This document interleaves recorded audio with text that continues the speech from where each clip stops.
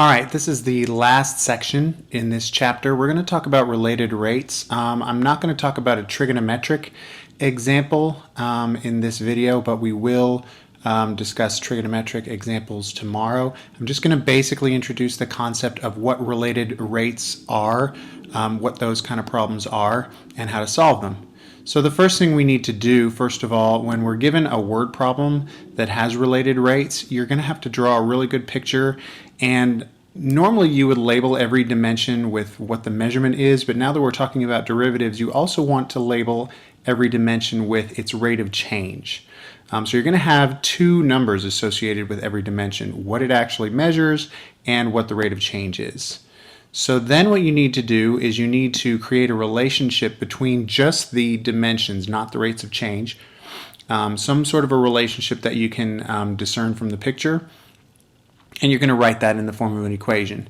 Then you're going to take the derivative of this equation with respect to time, so everything's going to have some sort of d something dt in it, and you're going to fill in what you know, and you're going to solve for what you don't after that point. So kind of a lot to think about. I'm going to go through an example. The classic example that they start with is, every textbook starts with this example. It's the example of a ladder leaning against a wall. We have the top of a 10-foot ladder resting against a wall. You're pulling out the bottom of the ladder away from the wall at 1 foot per second. How fast will the top of the ladder be sliding down the wall when it's actually 6 feet off the ground?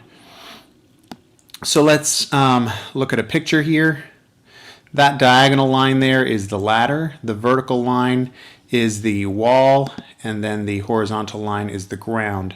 So I knew the ladder was 10, so I called that capital L and I labeled it 10. I knew that the top of the ladder was 6 feet off the ground while it was resting against the wall, so I called this Y and I labeled it 6. And then Pythagorean theorem tells me, or Pythagorean triples tells me, that this distance along the ground is 8 feet.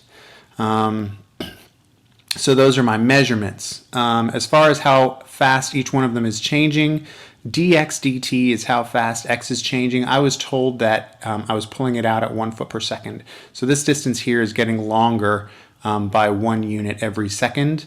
The ladder is 10 feet, and that is not going to change. That is going to stay a 10-foot ladder. So the rate of change of the length of the ladder with respect to time is going to be 0. And then I don't know, in fact, this is what I'm asked for, is how fast y is going to change as t changes every second.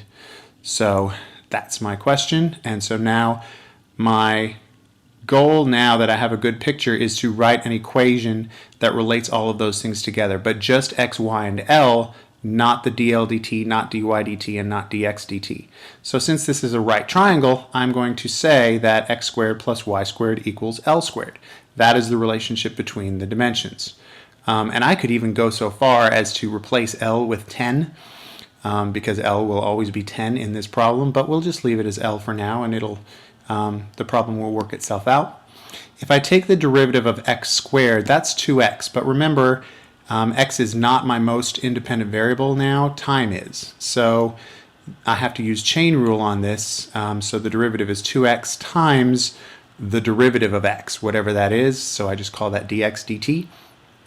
The derivative of y squared is 2y times dy dt, again chain rule, and the derivative of L squared is 2L dl dt, again chain rule. So now I've taken the derivative of it and I can plug in all of those values that were in my picture.